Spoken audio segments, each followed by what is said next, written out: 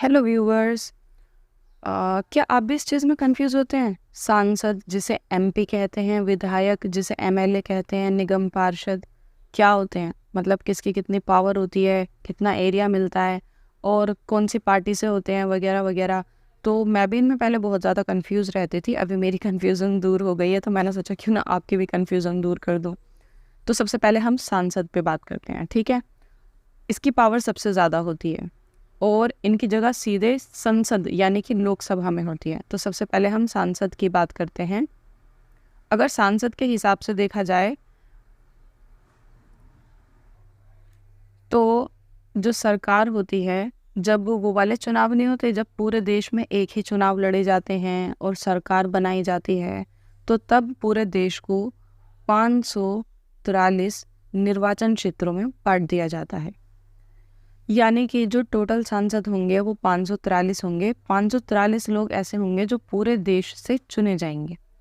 पूरे देश को बांट दिया जाता है। अब वो ऐसे नहीं बांट दिया जाता कि टुकड़े टुकड़े अलग अलग हो जाते हैं, नहीं। वो सिर्फ एक नाम लिया जाता है कि ये एरिया उसका हो गया, ये एरिया उसका हो गया। जैसे कि दिल्ली का मुझे पता है क्योंकि हम दिल्ली में रहते हैं, तो दिल्ली का पता है। दिल्ली में पॉपुलेशन के हिसाब से और एरिया के हिसाब से 7 सीटें होती हैं सांसद की, ठीक है? यानी कि 7 निर्वाचन क्षेत्रों में बांट दिया जाता है, वहाँ से 7 सांसद उठाए जाएंगे, ठीक है? 7 लोगों को उठाया जाएगा। अगर यूपी की बात करें, उत्तर प्रदेश की, तो यूपी में तकरीबन 300 के आसपास सीटें होती हैं। मुझे पूरा नहीं पता कितनी होती हैं, 300 के आसपास होती हैं। ऐसे ही राजस्थान की बात करें तो राजस्थान में 200 के आसपास होती हैं। अब आप कहेंगे राजस्थान इतना बड़ा है, वहाँ पे 200 और यहाँ पे 300 के आसपास, क्योंकि जो सीटें बांटी जाती हैं वो पॉपुलेशन के हिसाब से बांटी जाती हैं। यूँ तो दिल्ली भी मतलब उतनी बड़ी नहीं है जिस हिसाब से 7 सीटें मिली हुई हैं। जैसे कि जो उधर की तरफ के एरिया हैं, अ, उत्तर नॉर्थ ईस्ट के तरफ के, तो उधर तो पॉपुलेशन और भी ज़्यादा कम है। वहाँ तो कहीं पे 1 सीट, कहीं पे 2 सीट ऐसे भी हैं। तो इस तरीके से सीटों का निर्वाचन किया जाता है और सीटों का जो निर्वाचन किया जाता है वो जनसंख्या के हिसाब से किया जाता है। तो यूपी में पॉपुलेशन सबसे ज़्यादा है तो उसके हिसाब से किया जाता है, ठीक है? अब सारी पार्टी जो है अपने अपने नेताओं को वहाँ से उठाती हैं। जैसे मान लो दिल्ली को ले लेते हैं, क्योंकि यहाँ पे छोटा सा है ना, जल्दी समझ में आ जाएगा। जैसे कि 7 सीटें हैं। अब ये 7 सीटें हैं, 2 3 4 5 6 7। तो यहाँ से बीजेपी भी अपने एक मतलब कैंडिडेट को उठाएगी, ठीक है? दूसरी पार्टी होगी, मान लो दूसरी बड़ी पार्टी कांग्रेस, ठीक है? तो कांग्रेस भी अपने कैंडिडेट्स को उठाएगी। कोई और पार्टी भी आ जाती है, मान लो आप आम आदमी पार्टी आ जाती है, तो वो भी अपने कैंडिडेट को उठाएगी। तो सब अपने कैंडिडेट को उठाएंगे, लेकिन जीतेगा उसमें से कोई एक ही। और जो भी जीतेगा, ऐसे ही 7 सीटों पे कोई हर सीट पे उठाएंगे, जिसको मर्जी उठा सकते हैं, कोई भी पार्टी, नेशनल पार्टी, ठीक है? तो जो भी जीतेगा वो सब जाके बैठ जाएंगे कहाँ पे? लोकसभा में। लोकसभा में। और लोकसभा बहुत ही पावरफुल एरिया है संसद का। संसद के अंदर होती है ना लोकसभा, राज्यसभा। तो लोकसभा में जाके बैठेंगे, वहाँ से चलती है सरकार। अब जिसके एमपी ज़्यादा होंगे, सांसद ज़्यादा होंगे, उसकी क्या बन जाएगी? सरकार बन जाएगी। तो इनको बड़े बड़े एरिया दिए जाते हैं। अब मान लो जैसे दिल्ली है, दिल्ली में से सिर्फ कितने पार्ट्स करें? 1 2 3 4 5 6 7, ऐसे सिर्फ 7 पार्ट डिवाइड करें हैं। तो अब इनको बड़े बड़े एरिया मिले हैं संभालने के लिए कि इस एरिया का ध्यान वो वाला सांसद रखेगा, इस एरिया का ध्यान कोई भी पॉलिसी होगी, कुछ भी होगी, वो सांसद रखेगा। तो इनकी पावर बहुत ज़्यादा होती है और इनको मतलब सुविधाएं भी बहुत ज़्यादा मिलती हैं। जैसे कि फ्री रहने के लिए आवास दिया जाएगा, घर दिया जाएगा, यानी कि बंगला, गाड़ी की सुविधा, ड्राइवर की सुविधा और फ्री टेलीफोन वेलीफोन, बहुत कुछ, ठीक है? यात्राएं फ्री, सब फ्री, ज़्यादातर सारी चीज़ें फ्री, बिजली का बिल, पानी का बिल, सब फ्री। इसके बाद हम आ जाते हैं एमएलए पर। एमएलए, हाँ चलो यहीं पर ना ये भी कवर कर लेते हैं कि इसमें जो ये सांसद बनते हैं ना, इसमें भी जो उनके फेवरेट सांसद होते हैं, जो सरकार बना लेते हैं, तो जो प्रधानमंत्री होता है उसमें से ही मंत्री चुनता है कि कौन गृह मंत्री बनेगा, कोई वित्त मंत्री बनेगा, कोई ऊर्जा मंत्री बनेगा वगैरह। जिसकी सरकार बनेगी वो चुनेगा, ठीक है? तो यानी कि सांसद ही वो वाले मंत्री बनते हैं जो केंद्रीय मंत्री होते हैं, पूरे देश के वित्त मंत्री, पूरे देश का गृह मंत्री, इस तरीके से। अब हम आ जाते हैं एमएलए, जिसे हम क्या कहते हैं? विधायक कहते हैं। तो इनकी पावर सांसद से बहुत बहुत बहुत कम होती है। जैसे कि अगर आप दिल्ली की बात करें कि दिल्ली में विधायक की कितनी सीटें हैं, तो अभी सांसद की सिर्फ 7 सीटें थी ना, एमएलए की 70 सीटें हैं, विधायक की 70। 70 निर्वाचन क्षेत्रों में बांटा जाता है। तो सोचिए कितने छोटे छोटे एरिया में बांटा जाता है, ठीक है। तो पूरे देश में तो बहुत सारे ही क्षेत्र हो जाते हैं।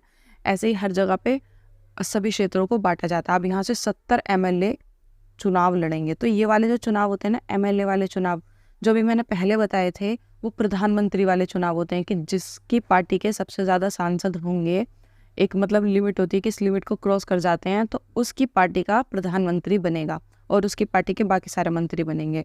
अब ये वाले जो चुनाव होते हैं ये होते हैं CM वाले चुनाव, CM यानी कि मुख्यमंत्री वाले चुनाव, ठीक है। इंग्लिश में बोले तो चीफ मिनिस्टर यानी कि मुख्यमंत्री। यहाँ पे भी सेम है, जिसके MLA सबसे ज़्यादा जीतेंगे, एक लिमिट को क्रॉस कर जाएंगे, लिमिट होती है कि 200 सीट चाहिए, 300 सीट चाहिए, जिसके भी क्रॉस कर जाएंगे वो बन जाएगा मुख्यमंत्री। जैसे कि यहाँ से भी BJP भी बोलेगी मेरा भी कैंडिडेट आएगा, कांग्रेस भी बोलेगी मेरा भी कैंडिडेट आएगा, आप भी बोलेगी, ठीक है। और बहुत सारी पार्टियाँ, ममता बनर्जी की पार्टी, वो भी बोलेंगी, सब बोलेंगे मेरा कैंडिडेट आएगा, मेरा कैंडिडेट आएगा। जिसको लगता है कि यहाँ से मेरा कैंडिडेट जीत ही नहीं सकता तो वो वहाँ से उठाएगा ही नहीं। भाई पैसे लगते हैं उठाने के, खर्चा करना पड़ता है। तो ऐसे कर करके हर जगह से 70 सीटों से कैंडिडेट्स जीतते जाएंगे।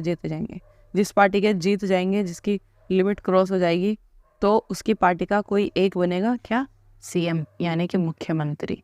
और इनकी पावर सांसद से इनकी MLA की पावर सांसद से काफ़ी कम होती है। लेकिन CM पूरे, जैसे दिल्ली का CM होगा, पूरे UP का CM होगा, तो उनकी पावर बहुत ज़्यादा होती है। वो मुख्यमंत्री होगा, वो पूरे जितने भी विधायक हैं, जितने भी MLA हैं, मुख्यमंत्री, सारे MLA विधायक CM के अंडर में आते हैं, ठीक है। जैसे सारे के सारे जो सांसद होते हैं वो PM के अंडर में आते हैं, प्रधानमंत्री के, वैसे ही सारे के सारे जो MLA हैं, विधायक, वो CM यानी कि मुख्यमंत्री के अंडर में आते हैं। यहाँ तक क्लियर है? हाँ, फिर इसमें से ही जिसकी सरकार बनेगी वही अपने मंत्री भी बनाएगा। जो जो सांसद होंगे ना, किसी को गृह मंत्री, किसी को वित्त मंत्री, किसी को ये वाला मंत्री, वो वाला मंत्री, पानी का मंत्री, बिजली का मंत्री, बहुत सारे मंत्री होते हैं।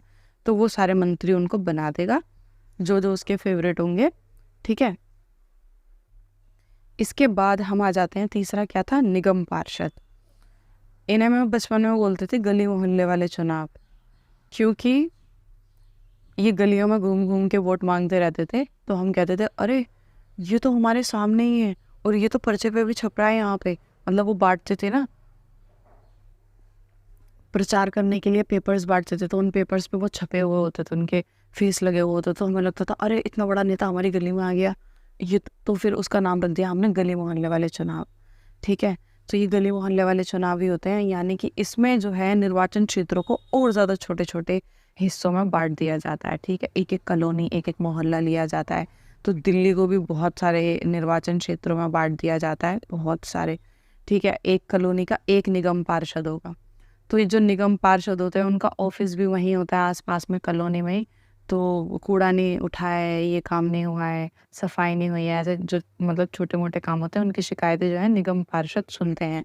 और ये राज्य सरकार के अंडर में ही आते हैं, यानी कि CM, जो अभी हमने ये पढ़ा ना, CM, इनके अंडर में ही निगम पार्षद भी आते हैं। ये थर्ड स्तर की मतलब सरकार होती है, तीसरे स्तर की, और इनकी पावर बहुत बहुत बहुत ज़्यादा कम होती है, ठीक है। तो समझ में आ गया आपको तीनों? आई होप समझ में आ गया होगा। अभी भी कोई कन्फ्यूज़न है या किसी और चीज़ के बारे में आपको पूछना है तो आप मुझसे कमेंट बॉक्स में पूछ सकते हैं, मैं वीडियो बना दूँगी। मिलते हैं नेक्स्ट वीडियो में। Bye bye.